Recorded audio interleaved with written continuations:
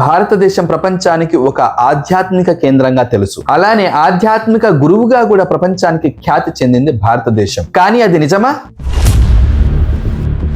అని అడుగుతుంది ఇప్పటి రోజుల్లో ఏ విధంగా మారింది అని. ఆర్థిక వ్యవస్థ, జనాభా, ప్రభుత్వాలు, యుద్ధాలు ఎన్నెన్నో జరుగుతూ ఉన్నాయి, పెరుగుతూ ఉన్నాయి, మారుతూ ఉన్నాయి. కానీ మన దేశం రోజు రోజుకి ఒకదానికి ప్రొడక్షన్ ఫ్యాక్టరీలా మారుతుంది. ప్రొడక్షన్ దేనిని చేస్తుందో తెలుసా? దొంగ బాబాలు, దొంగ స్వామీజీలు, దొంగ పాస్టర్లు, దొంగ ఇమాంలు కూడా ఉన్నారు. వాళ్ళ గురించి వేరే వీడియోలో మాట్లాడుకుందాం. దైవ భక్తి రోజు రోజుకి పెరిగిపోవడం వలన ఇలాంటి వారు దేశాన్ని ఆధ్యాత్మిక వ్యాపార కేంద్రంగా మార్చారు. కొందరు నేనే దేవుణ్ణి అని ప్రజల విశ్వాసాన్ని సొమ్ముగా మార్చుకుంటున్నారు. భక్తి అనేది మెదడుని మొద్దుబారేలా చేస్తుంది, కళ్లకు గంతలు కడుతుంది. లేకపోతే ఏంటి? ఇలాంటి వారు రోజుకొకరు పుట్టుకొస్తున్నారు. వారిని ప్రజలు కూడా పూజిస్తూ ఉన్నారు. నాకు కూడా దేవుడంటే ఎంతో భక్తి, కానీ నిజమేంటి అబద్ధమేంటి అని తెలుసుకోలేని అజ్ఞానినైతే కాదు నేను. భక్తి, దేవుడు అనే కాన్సెప్ట్ తో ఏమేం జరుగుతుందో ఒకసారి చూడండి మీరే. ఇతను కిసింగ్ బాబా. ఈయన ముద్దు పెట్టి ఆశీర్వదిస్తాడట. ఈయన ముద్దు పెట్టి దీవిస్తే కష్టాలు, నష్టాలు, బాధలు అన్నీ పోతాయంట. ఏంటి అందరూ వెళుతున్నారా ముద్దు పెట్టించుకోవడానికి? అక్కడే పప్పులో కాలు వేస్తారు.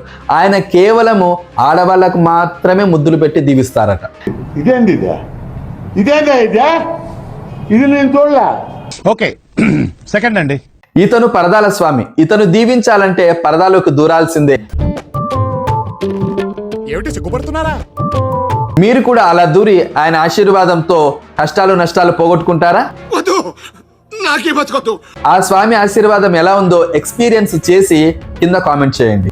ఈమెను చూడండి. ఈమె పేరు దులుపుడు మాత.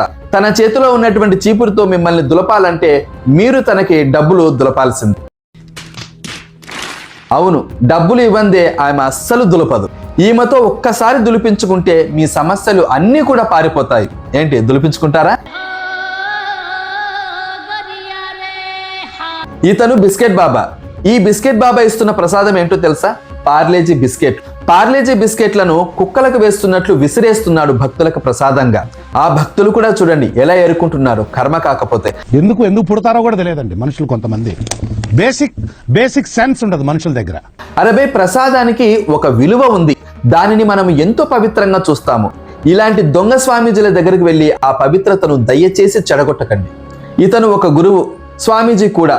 తను సెల్ చూస్తూ ఉంటే భక్తులు చూడండి తన కాలును కడిగిన ఆ నీళ్ళని తాగుతున్నారు. అలా తాగుతేనే అన్ని పాపాలు పోతాయంట. కేక్ బాబా కేకులను ప్రసాదంగా ఇస్తాడు. ఎంతో మంది భక్తులు ఆయన దగ్గరికి వెళ్తారు. ఆ భక్తులకు కాపలాగా పోలీసులు కూడా ఎంతమంది ఉన్నారో చూడండి.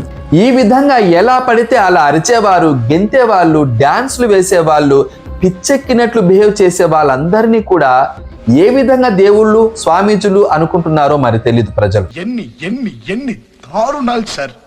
ఇప్పుడు చెప్పండి, వీరంతా కూడా నిజమైన బాబాలా, నిజమైన స్వామీజీలా? ప్రజల దగ్గర ఉన్నటువంటి డబ్బును దోచుకోవడానికి మారువేషంలో ఉంటున్నటువంటి దొంగలు.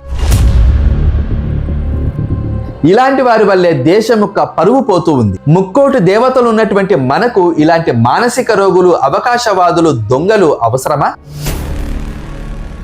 నిజం తెలుసుకోండి, ధర్మాన్ని పాటించండి. ఈ వీడియో మీద మీ అభిప్రాయాన్ని తప్పకుండా కామెంట్ చేయండి. సర్వే జన సుఖినో భవంతు. జై హింద్.